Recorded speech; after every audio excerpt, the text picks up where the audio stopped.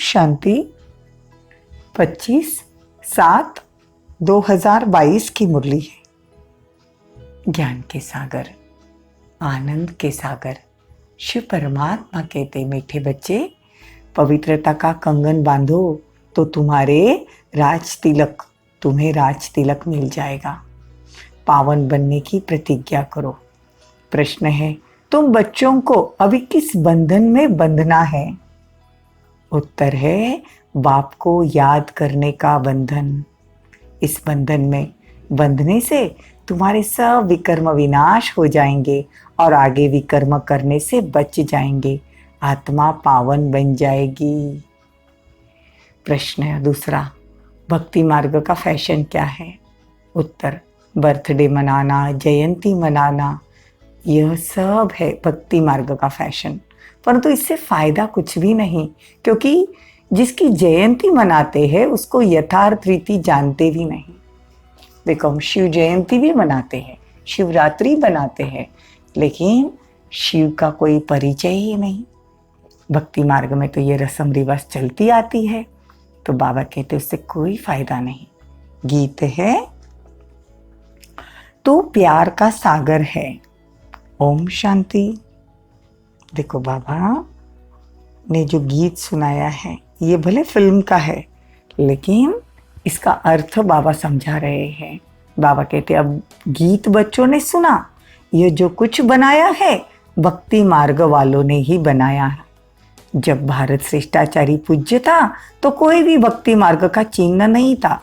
सतयुग त्रेता में भक्ति मार्ग नहीं था। न वेद शास्त्र, न तप, न तीर्थ, न दान पुण्य, कुछ भी नहीं होता था। ये सब भक्ति मार्ग में निकले हैं। गीता में पहले पहले कहते हैं तू प्यार का सागर है। गीत में कहते हैं कि तू प्यार का सागर है। ये सब भक्ति मार्ग में निकला है। बाबा कहते जब एक बूंद पिलाते हैं तब तो हम यहाँ से पावन दुनिया में चले जाएंगे। बाबा ज्ञान का एक बूंद भी हमको पिलाता है तो हम कहाँ चले जाएंगे? सीधा सतयुग में पावन हो जाएंगे ना।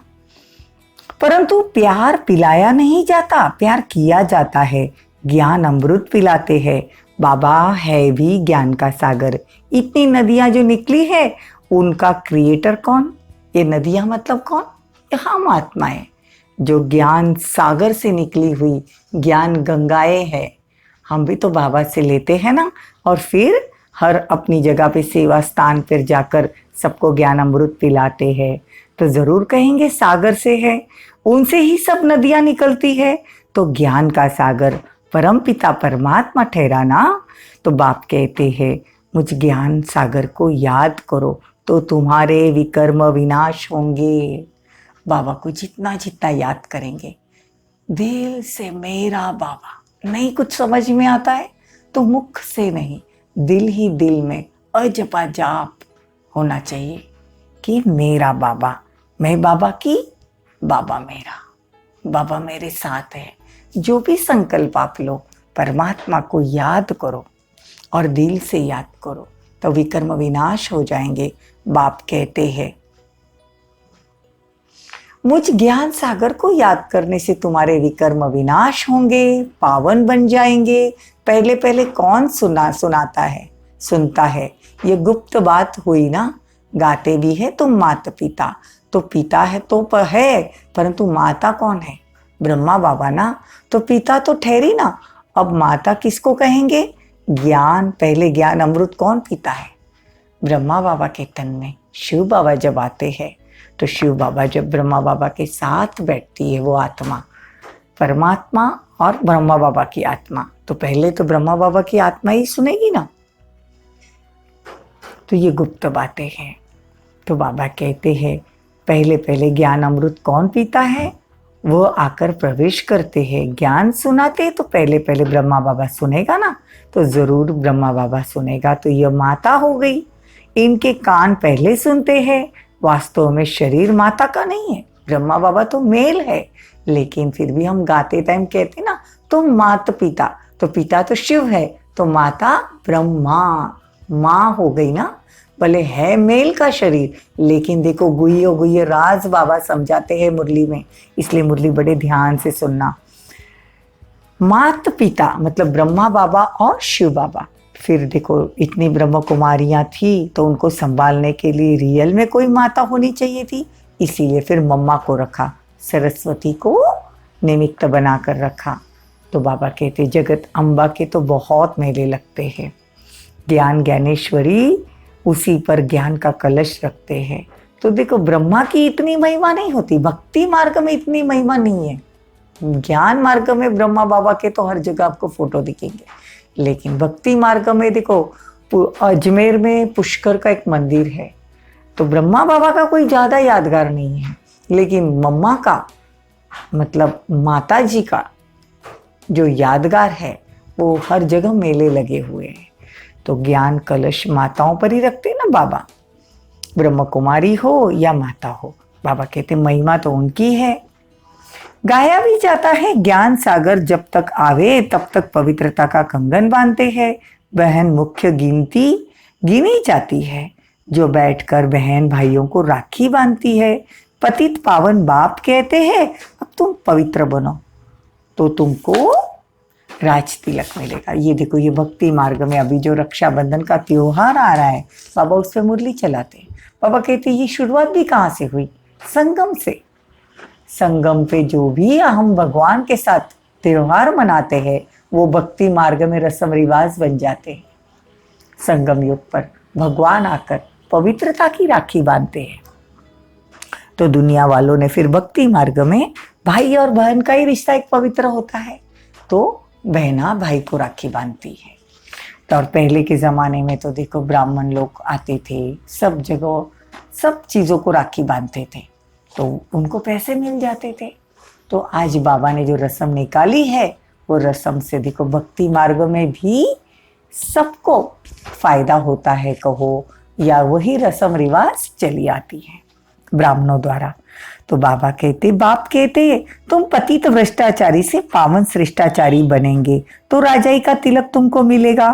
तिलक कोई दिया नहीं जाता, ये तो समझाया जाता है। अब पावन बनने की प्रतिज्ञा करो। प्रतिज्ञा अक्षर भी कहने में आता है, लेकिन है ज्ञान की बात। बच्चे जानते हैं हम पतित पावन ज्ञान सागर बाप के बच्चे बने हैं, तो जरूर हमको पावन बनना होगा। बाकी तो रक्षाबंधन के दिन राखी बांधने का व तिलक देने का सवाल ही नहीं उठता। तुम तिलक कह देते हो, भक्ति मार्ग में रस्म निकाल दी। हम तिलक कहते हैं जब हम पवित्रता की राखी बांधते हैं, जब सच में हम बाबा को प्रतिज्ञा करते कि बाबा हम पवित्र रहेंगे, और बाबा से राखी बंधवाते हैं सेंटर पर जाकर। तो ये तिलक मतलब राज तिलक। सतयुग में हमको राज्य तख्त पर मतलब राज्य अभिषेक होता है, तो वो तिलक, तो वहां हमको राज्य अधिकारीपन मिलता है।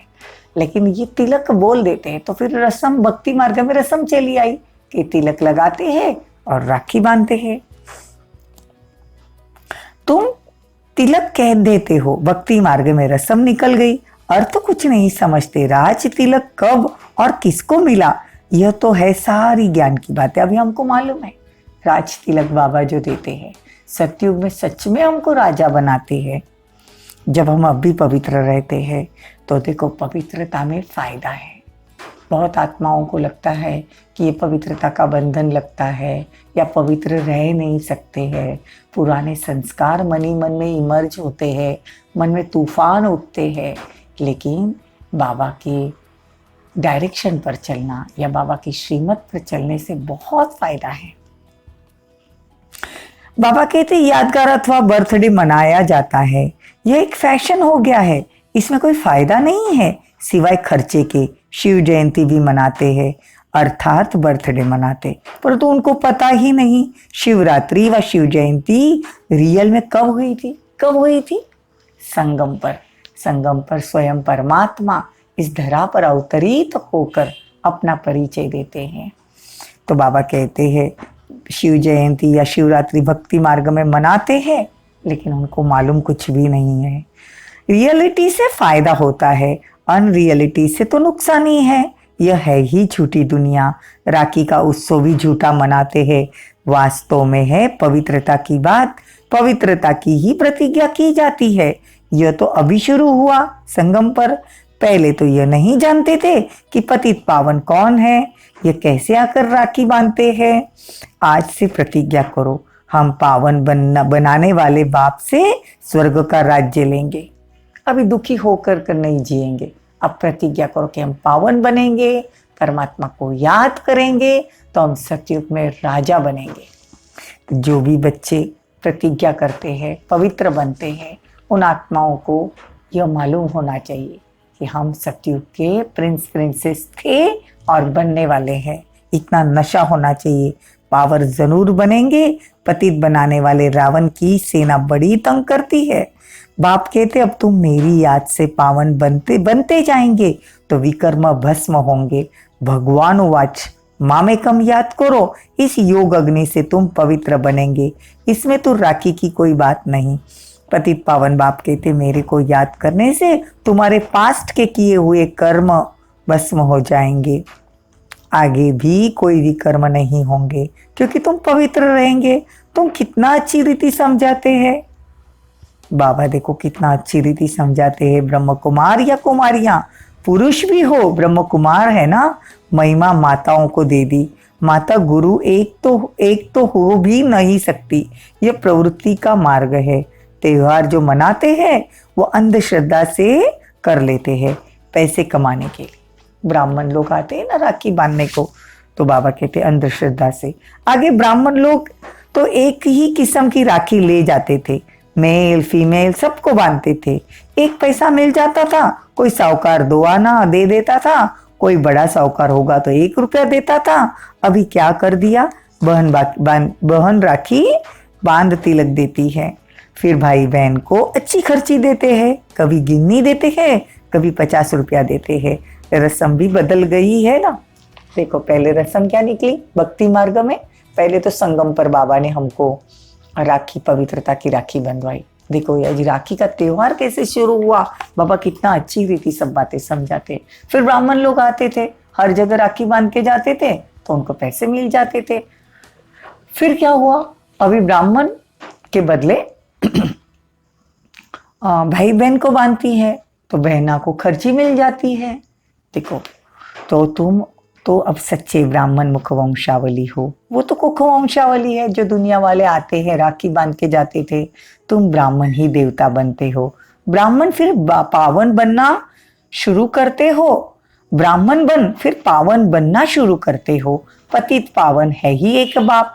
तो बाबा कहते हैं तो तुमको पहले ये समझाना चाहिए कि राखी बंधन है पवित्रता की निशानी। ये कोई फैशन नहीं है, ये निशानी है, पवित्रता की निशानी है। तुम इस काम शत्रु को जीतो तो पवित्र बन जाएंगे। मुझे याद करो। याद का बंधन बड़ा कड़ा है क्योंकि जन्म जन्मांतर के पापों का बोझा सिर पर है। बाबा कहते ग्रस्त व्यवहार में रहते कमल फूल समान पवित्र रहना, बाप को याद करना तो ऊंच पद पाएंगे। सतयुग में वारे न्यारे हो जाएंगे, राजाओं का राजा बनेंगे। 5000 वर्ष पहले भी ऐसे हुआ था, अब फिर होना है। बाबा कहते हैं कि पावन बनना है संगम पर। अभी संगम है मौत सामने खड़ा है, इसीलिए कहते बाप के बनो, राय भी देते हैं। ये समझ की बातें हैं। बाबा कितना अच्छी रीति राखी के त्योहार पर समझा रही है। दिन प्रतिदिन दुखी पतित होते, एक कदम भ्रष्टाचारी एकदम भ्रष्टाचारी हो गए। आयु भी देखो सबकी छोटी हो गई है, अकाले मृत्यु भी होता रहता है, भोगी बन पड़े हैं। सतयुग में योगी थे, ग्रस्त व्यवहार में भी रहते थे तो उनको कहा जाता है सर्वगुण संपन्न। देखो कितनी निर्विकारी दुनिया थी ना। तो बाबा कहते हैं पहले कन्याएं माताएं राखी बांधती है तो वंदे मातरम कहा जाता है ना। फिर कन्या हो या माता हो, वंदे मातरम। तो जो योग में रहकर विक्रमाजीत बनेंगे वही विक्रमाजीत राजा बनेंगे। अंडरलाइन योग में रहकर जो विकर्माजीत बनेंगे, मतलब अपने विकर्मों को जीतेंगे। रोज विकर्म नहीं करने हैं, विकर्मों को जीतना है, तो विकर्माजीत राजा बनेंगे। विकर्माजीत का संवत 1 से 2000 मतलब 2500 तक है, देखो। और विक्रम राजा का संवत 2500 से 5000 वर्ष तक का है। बहुत समझने की और ज्ञान की बातें बाबा समझा रहे। सतयुग में पहला संवत शुरू होता है तो 111 विक्रमाजीत संवत, ध्यान से सुनना। सतयुग त्रेता है, विक्रमाजीत संवत। विक्रमाजीत संवत सतयुग में 111 से 2500 वर्ष तक चलता है। 1250 वर्ष सतयुग, 1250 वर्ष त्रेता युग, और 2500 वर्ष से 5000 मतलब द्वापर और कलयुग। 2500, 12.5 और 12.5, वो भी 2500, मतलब 2500 से 5000 साल तक, मतलब ये भी 2500 वर्ष विक्रमादित संवत शुरू होता है। तो विक्रमादित और विक्रमाजीत दोनों संवत होते हैं। समझने की बातें हैं। मनुष्य संवत को ही नहीं जानते। विक्रमाजीत बादशाही सतयुग त्रेता में चलती है, उनको उन्होंने लाखों वर्ष कर दिया। 1 से 2500 वर्ष, 1250 सतयुग, 1250 त्रेता युग, तो 2500 वर्ष हुए। लेकिन दुनिया वालों ने सतयुग की आयु लाखों वर्ष कह दी। कितनी गलत बात है। और विक्रम संवत कब से शुरू हुआ? 2500 से 5000 वर्ष, मतलब विक्रमाजीत कृष्ण का राज्य तब से शुरू होता है। और द्वापर युग से विक्रम संवत शुरू होता है, मतलब हमारे से विकर्म होना शुरू हो जाते हैं, तभी तो हम भक्ति करते हैं। तो विक्रमादित्य राजा जो ब्रह्मा बाबा ही थे, उन्होंने ही सबसे पहले भक्ति शुरू की, वो भी शिव की। अव्यभिचारी भक्ति, ध्यान से सुना, अव्यभिचारी भक्ति मतलब एक की भक्ति पहले शुरू हुई थी। पहले सभी देवी देवताओं की भक्ति नहीं थी। अभी तो सारी देवताओं की क्या, झाड़ की भी पूजा करते हैं, गाय की भी पूजा करते हैं, नदी की भी पूजा करते हैं। तो विक्रम संवत जब शुरू होता है, तब विक्रम राजा सबसे पहले शिव की अव्यभिचारी भक्ति शुरू करता है। अभी व्यभिचारी भक्ति है, अनेकों की भक्ति शुरू हो गई। तो बाबा कहते हैं उनको संवत के बारे में भी पता नहीं। तो अभी संवत के बारे में बात क्लियर हो गई। वास्तव में आधा उनका होना चाहिए, मतलब 2500 वर्ष सतयुग त्रेता, द्वापर कलयुग 2500। रावण राज्य द्वापर से, राम राज्य सतयुग से। तो सतयुग त्रेता राम राज्य, द्वापर कलयुग रावण राज्य, दोनों आधा आधा है। ये सब बातें समझने की है। पहली बात है, पतित पावन कौन है? पतित मनुष्य ही उनको याद करते हैं, पावन याद नहीं करते। पतित पावन, पतित सब पतित है दुनिया, लेकिन पावन एक सिर्फ परमात्मा है। तो दुनिया है ही, वहां है ही सुख, तो याद नहीं करते परमात्मा को, वहां कोई याद नहीं करता सतयुग में। इसीलिए तो कहावत भी है ना कि सुख दुख में सिमरन सब करे, सुख में करे न कोई। सुख में सिमरन करे तो दुख काहे का होई। अच्छा, मीठे मीठे सिकी लदे बच्चों प्रति माता पिता बाप दादा का याद प्यार और गुड मॉर्निंग। रूहानी बाप की रूहानी बच्चों को नमस्ते। हम रूहानी बच्चों की रूहानी माता पिता बाप दादा को प्यार, गुड मॉर्निंग, नमस्ते, थैंक यू, बहुत बहुत शुक्रिया। धारणा के लिए मुख्य सार, योग में रहकर विकर्माजीत बनना है।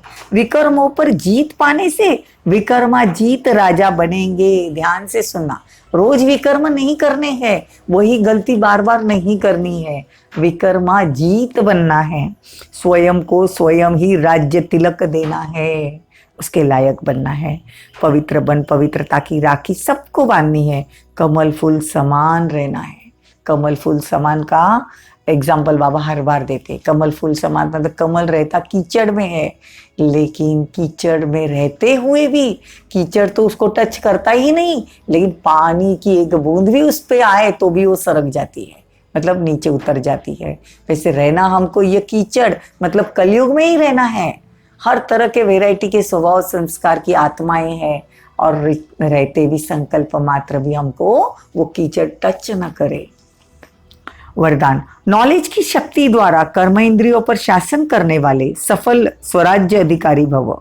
नॉलेज की शक्ति द्वारा, ये नॉलेज, ये मुरली, इसकी शक्ति ये भी, तो कर्म इंद्रिया हमारी जो है उस पर हम शासन मतलब डिसिप्लिन लगाना है, तो हम सफल हो जाएंगे और स्व पर राज्य करेंगे, तब विश्व पर राज्य कर सकेंगे।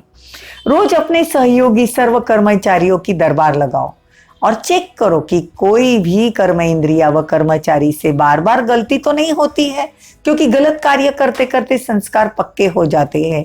इसीलिए नॉलेज की शक्ति से चेक करने के साथ साथ चेंज कर, तब तो कहेंगे सफल स्वराज्य अधिकारी। ऐसे स्वराज्य चलाने में जो सफल है, उनसे संपर्क में आने वाली सर्व आत्माएं संतुष्ट रहती है, वे सर्व की शुक्रिया अदा के पात्र बन जाती है और शुक्रिया से दुआओं का खाता जमा होता है। चेक करना है कि हम एक ही गलती बार बार तो नहीं करते।